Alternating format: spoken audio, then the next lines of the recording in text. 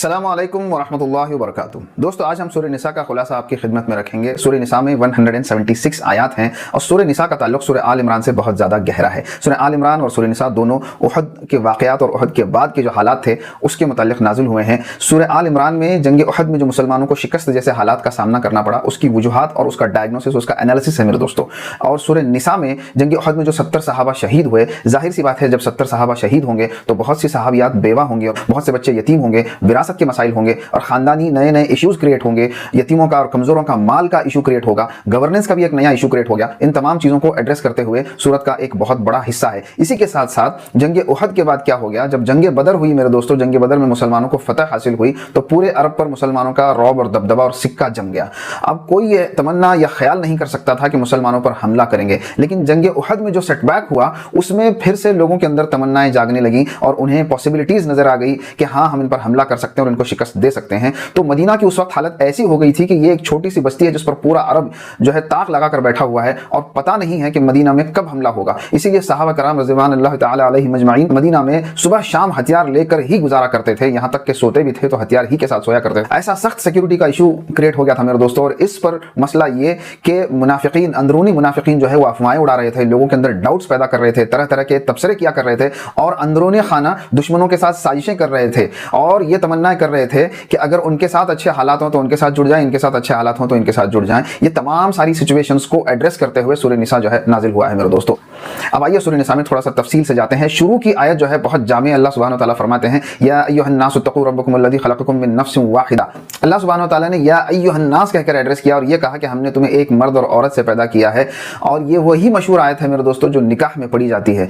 और इसके बाद मेरे दोस्तों यूं समझ लीजिए तकरीबन 40 से ज़ायद आयात तक जो है सोशल और ख़ासकर ख़ानदानी मामलात, फैमिली जो इश्यूज़ हैं, यतीमों का माल है, बेवाओं के मसाइल हैं, मीरास का मसला है, महर का मसला है, निकाह का मसला है, कौन से रिश्ते हलाल हैं, किन के साथ निकाह किया जा सकता है, किन से नहीं किया जा सकता है, इन तमाम चीज़ों को यहाँ पर जो है बयान किया गया है। उसके बाद तकरीबन 47 आयत के बाद रोए सुखन जो है यहूदियों की तरफ, अहले किताब की तरफ पलटता है और बहुत ही धमकी भरे अंदाज अल्लाह सुब्हानहू व तआला फरमाते हैं कि ए अहले किताब, ईमान लाओ इस किताब पर जो मैंने नाजिल की है, जो तुम्हारी किताब की भी तस्दीक करती है, इस वक्त से पहले कि तुम्हारे चेहरे बिगाड़ दिए जाएं या तुम्हारी पीठों की तरफ पलट दिए जाएं या तुम्हारे साथ वो रवैया कर दिया जाए जो सब्त वालों के साथ किया गया था। ये धमकी के साथ शुरू होता है। अगर आप देखेंगे मेरे दोस्तों सूरह निसा में 4-5 मसाइल मेजर हैं जो एक के बाद दीगर रिपीटेडली आते हैं, इसीलिए हम यहाँ पर क्लियर कैटेगराइजेशन नहीं कर सकते कि यहाँ से यहाँ तक ये मसला है, यहाँ से यहाँ तक ये मसला है। अब आइए आगे चलते हैं। अल्लाह सुब्हानहू व तआला ने इस सूरत में जो मेजर थीम्स बयान किए हैं उसमें सबसे पहला मेजर थीम जो है वो सोशल जस्टिस और खानदानी निज़ाम में इंसाफ और अदल का मामला, इस पर बात किया है। अल्लाह सुब्हानहू व तआला ने यह फरमाया कि यतीमों का माल नाहक तौर पर मत हड़प लेना, औरतों को उनका हक देना, मीरास के मसाइल अल्लाह सुब्हानहू व तआला ने बयान फरमाए और यह कहा कि किसी का भी माल नाहक तरीके पर हड़प मत लेना। और इस बात को बहुत ही हाईएस्ट क्लैरिटी के अंदाज में अल्लाह ताला ने 58th आयत में फरमाया, आए लोगों जो ईमान लाए हो, जो अमानतें हैं उनके हकदारों को वापस लौटा दो। और यह आयत इतनी जामे है कि इसके अगले मजमून से भी मुनासिबत रखती है और पिछले मजमून से भी मुनासिबत रखती है। पिछले मजमून से इस तरह से मुनासिबत रखती है कि जिसका जो हक है उसे दे दिया जाए, अगले हिस्से से इस तरह से मुनासिबत रखती है कि जो शरीयत तुम पर नाजिल की गई है, जो किताब तुम पर नाजिल की गई है, जो नबी तुम्हारे दरमियान हैं, उनकी अथॉरिटी को कबूल करो, उनका वो हक है कि तुम उनकी इताअत करो। और उसके बाद आयत नंबर 59 में यही बात साफ तौर पर फरमाई गई कि या अय्युहल्लज़ीना आमनू अतिउल्लाह व अतिउर रसूल व उलिल अम्र मिनकुम, ऐ लोगों जो ईमान लाए हो, अल्लाह की इताअत करो, अल्लाह के रसूल सल्लल्लाहु अलैहि वसल्लम की इताअत करो और उनकी इताअत करो जो उलिल अम्र हैं। उलिल अम्र से मुराद यहाँ हुक्मरान हैं, अइम्मा हैं, इमाम हैं, उलमा हैं मेरे दोस्तों। उसके बाद अल्लाह सुब्हानहू व तआला ने यह फरमाया कि अगर तुम्हारे अंदर तनाज़ा हो जाए तो तुम अल्लाह और उसके रसूल सल्लल्लाहु अलैहि वसल्लम की तरफ पलटो।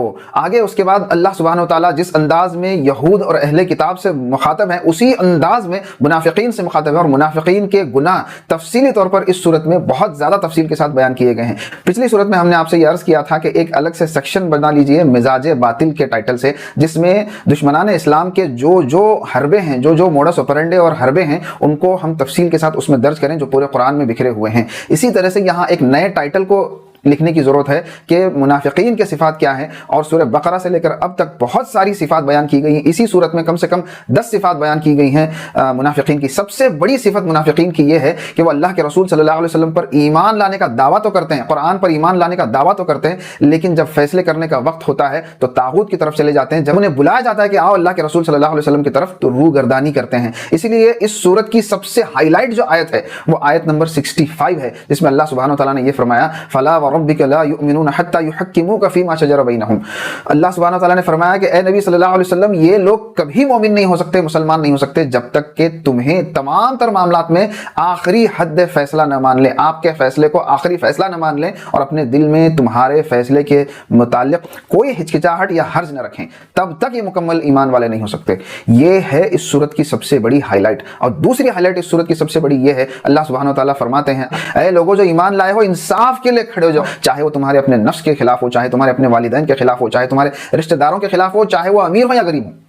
منافقین کی کئی ساری صفات گنائی گئی ہیں میرے دوستوں, جس میں نے جیسے کہا کہ ان کی سب سے بڑی صفت یہ ہے کہ وہ اللہ کے رسول صلی اللہ علیہ وسلم کے حکم کو, ان کے فیصلے کو نہیں مانتے. دوسری صفت یہ ہے کہ ایسے مشکل حالات میں وہ دوغلا رویہ اختیار کرتے ہیں. جب مدینہ پر حملہ ہے, ہر طرف سے خطرہ ہے, تو وہ دشمنوں کے ساتھ بھی ہاتھ ملائے ہوئے ہیں اور مسلمانوں کو بھی جو ہے دھوکہ دینا چاہتے ہیں کہ ہم تمہاری طرف بھی ہیں, اور اندرون خانہ سازشیں کرتے ہیں.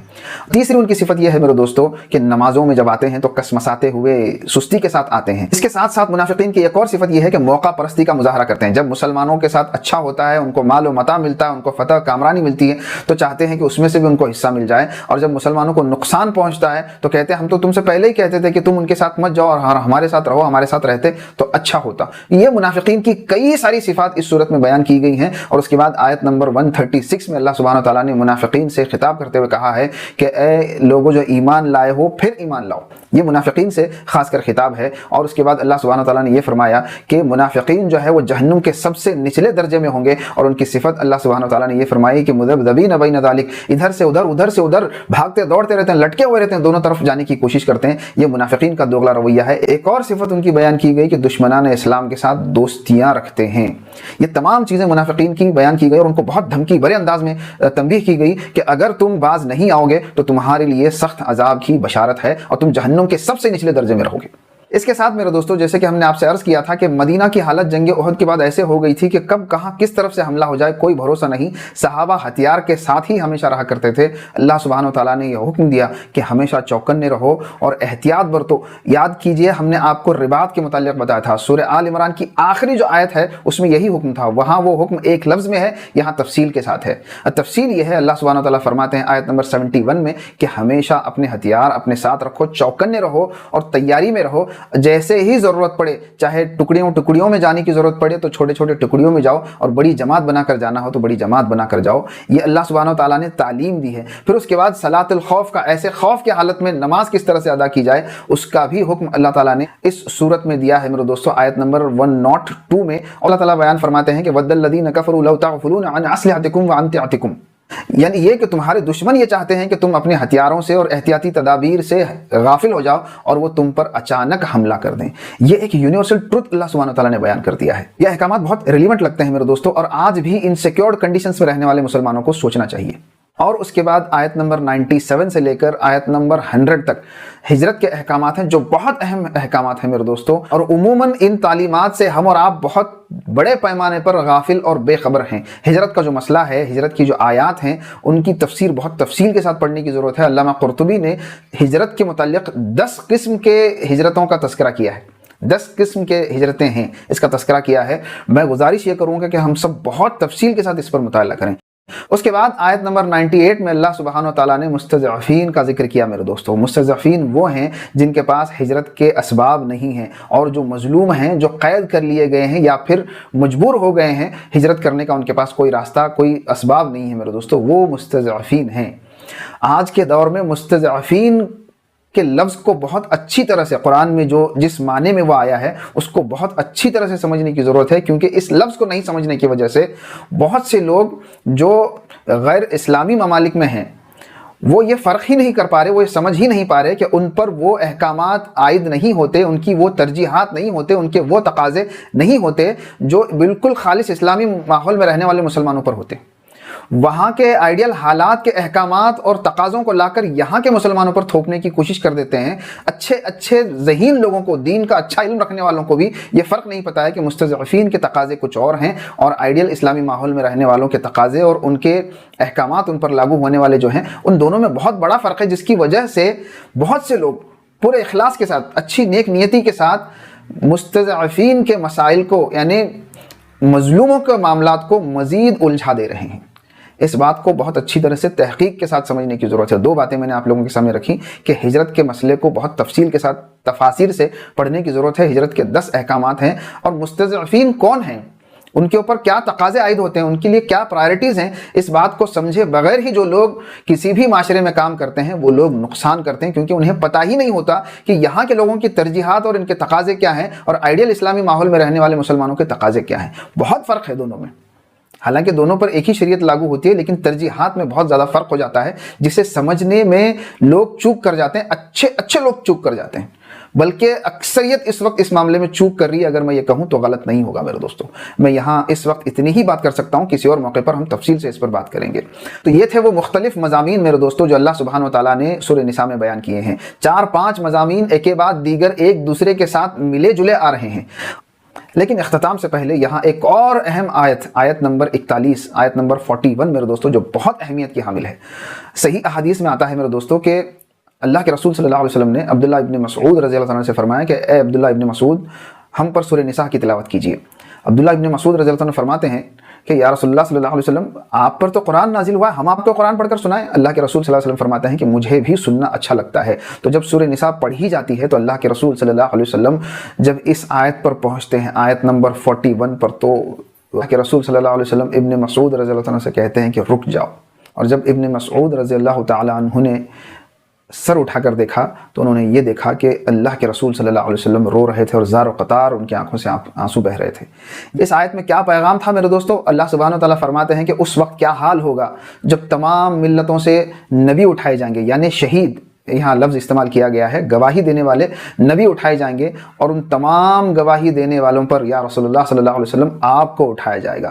جب یہ آیت رسول اللہ صلی اللہ علیہ وسلم سنتے ہیں تو اللہ کے رسول صلی اللہ علیہ وسلم کی آنکھوں سے زار و قطار آنسو بہنا شروع ہو جاتے ہیں۔ یاد کیجئے میرے دوستو، سورہ بقرہ میں اللہ تعالیٰ نے ہمیں بھی شہداء علی الناس کا ذمہ دیا ہے، اور وہ ذمہ داری دی ہے۔ اب یہ سوچئے میرے دوستو کہ اللہ کے رسول صلی اللہ علیہ وسلم جیسی شخصیت اپنی ذمہ داری کے احساس میں آنسو بہا رہے ہیں، تو ہمارا کیا حال ہونا چاہیے؟ تو آئیے ہم اپنے دلوں میں اس ذمہ داری کے احساس کو زندہ کرنے کی کوشش کرتے ہیں میرے دوستو۔ آج ہم آپ کو اسی احساس کے ساتھ چھوڑ کر جانا چاہتے ہیں۔ ملتے ہیں اگلے ایپیسوڈ میں، تب تک کے لیے گر چاہتے ہو کہ ہو بہتر تمہارا رمضان، گر چاہتے ہو کہ ہو بہتر تمہارا رمضان، تھام لو مضبوطی سے قرآن، تھام لو مضبوطی سے قرآن۔ ملتے ہیں اگلے ایپیسوڈ میں، تب تک کے لیے السلام علیکم ورحمۃ اللہ وبرکاتہ۔